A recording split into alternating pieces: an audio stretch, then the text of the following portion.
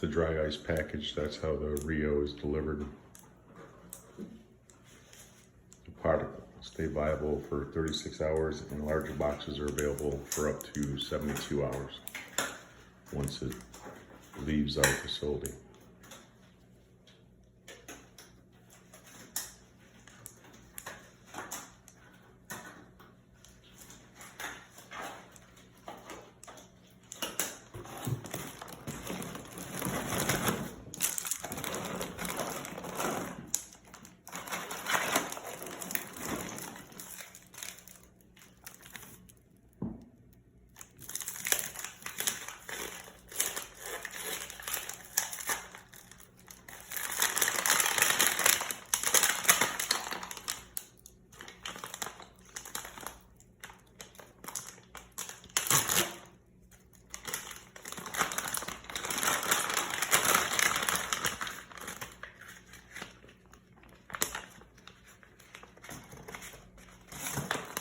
This is a 2 ml treatment.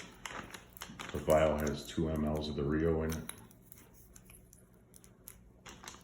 He checks to make sure the numbers match. Everything is good. Yep, all numbers matching. We got 3 different stickers. You can use them patient's file, patient's chart, and if you have a third place where you need them, I typically only need 2 out of the 3, but it's nice. They give you plenty of them.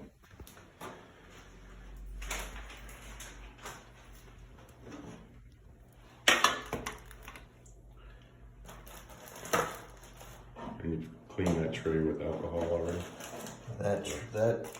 That tray has actually been sterilized with a citrus germicide deodorant. It kills everything, all viruses, HIV, HPV, every type of virus on contact. So this is a complete germicide that's safe for us as practitioners as well. So it isn't airborne toxic, doesn't harsh on the skin.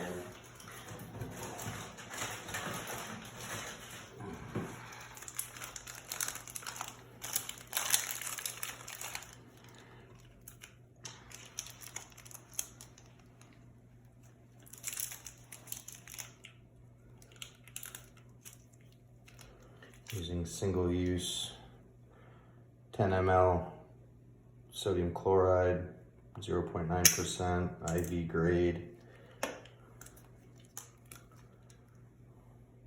We're going to extract 2 mLs of the sodium chloride, making a 1-to-1 mixture using an 18 gauge needle. Then we will be switching to a 23 gauge 1-inch needle, 100% sterile for injection. All the ampules I use are a one-time use. Even though obviously I could get more out of one, I use everything one time for each patient, just ensuring sterility. Now we're going to open this up. We're going to, in this case, I don't use any type of device to warm it. I simply hold it in the hand. 1 mLs take 3 to 5 minutes, 2 mLs a good 5 minutes, and I've got hot hands. So I'll set the timer, start to hold, rotate from hand to hand as needed. It's cold in your hand? It's cold. It's like holding an ice cube? Colder. Colder? Yeah. The product's been cryo-frozen at minus 80 degrees centigrade at the lab and delivered in a dry ice medical box, which was the box we saw him open up. And he's opened the package, and now he's holding it in his hand to make the Rio flowable.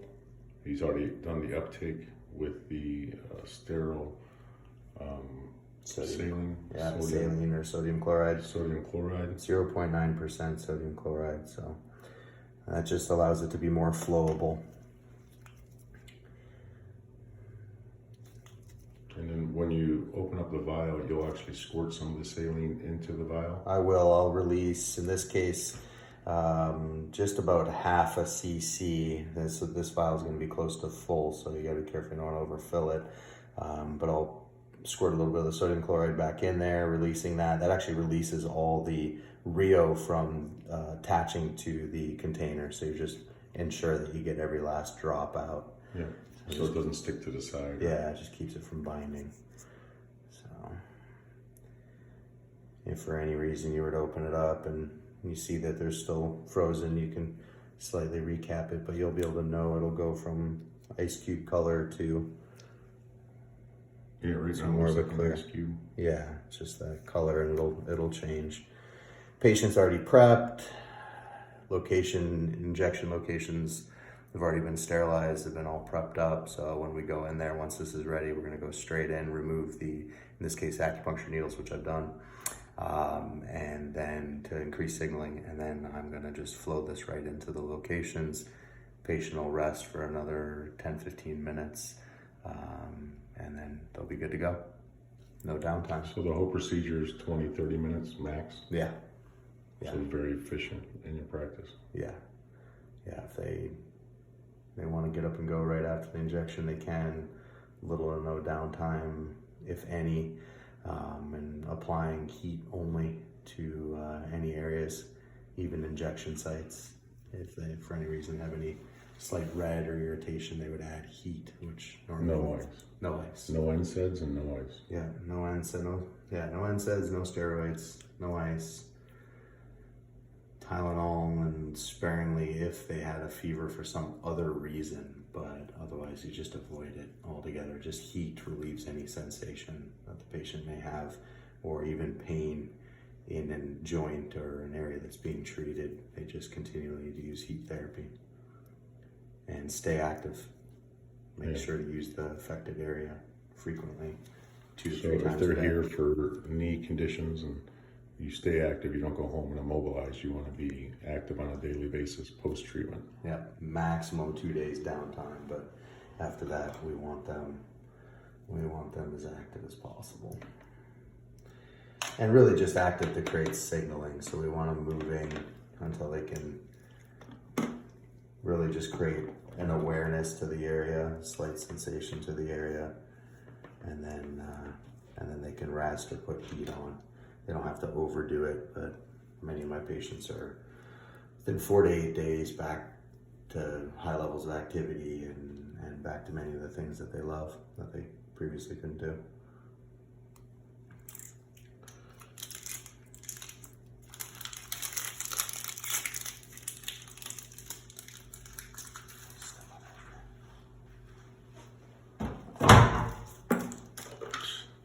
Like a bull in a china shop.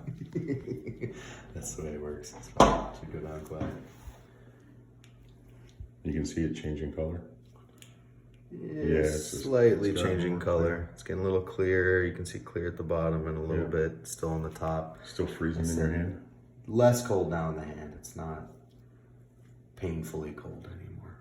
But you do want to keep it moving. I mean, you could freezer burn yourself. You want to keep your hands moving. You could double glove too if you.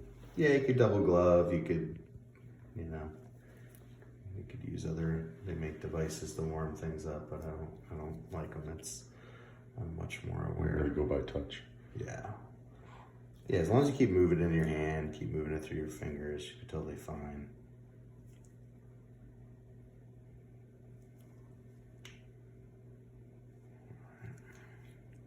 What minute mark are you?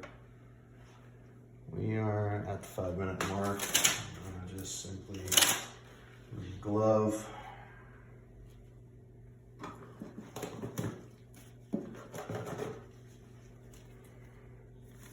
Can you re-glove in again just to be sterile? Just to ensure sterility, just because I'm done holding that one hand and rolling it around. So I'll re-glove for this, and I'll probably, my doors, of course I can open without hitting the handles, but if you need to use the handles, then you want to re-glove again when you get in the room. But you got to move quickly. I would say 3 to 5 minutes is your window from prep to injection. And I would put 7 minutes at probably your max. So you need to have patient prepped, ready to you're go. talking 7 minutes max from the time it's thawed. From the time I draw this back and extract it until I inject this. So we're looking at 7 minutes. So in this case, just carefully opening.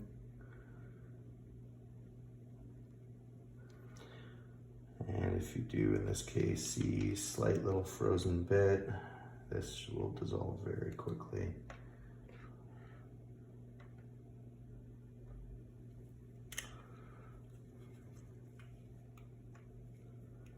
We're going to inject into the vial. You injected how much into the vial? Half a cc. Half a cc of the saline, just to Into make the it more vial. flowable for the uptake. Yeah, and to release it from the contents. And you can see the coloration of it changing the saline to a milkier state, I would say. Yeah. So with the 1-to-1, there's a total of going to be 4 mLs. Right. In this So, range. and we're going to do multiple injection sites with a single needle. Which is fine. You could switch needles out for each injection site if you wanted, but it's not necessary with the substance. So you're going from an 18 gauge that you did the uptake to a 23 gauge. for the Yeah, much injection? smaller needle. Yeah. 18 gauge just ensures you don't get the micro bubbling. Once you switch to a 23 gauge, it's a much smaller needle, and we just ensure that this is completely sterile, hasn't had any contact with the vials, or even any dulling from just mixing it around in the bottom. So there we go, 23 gauge needles on, substance is ready. I'll be clearing the air out as soon as we get in the room. All right, thank you, sir.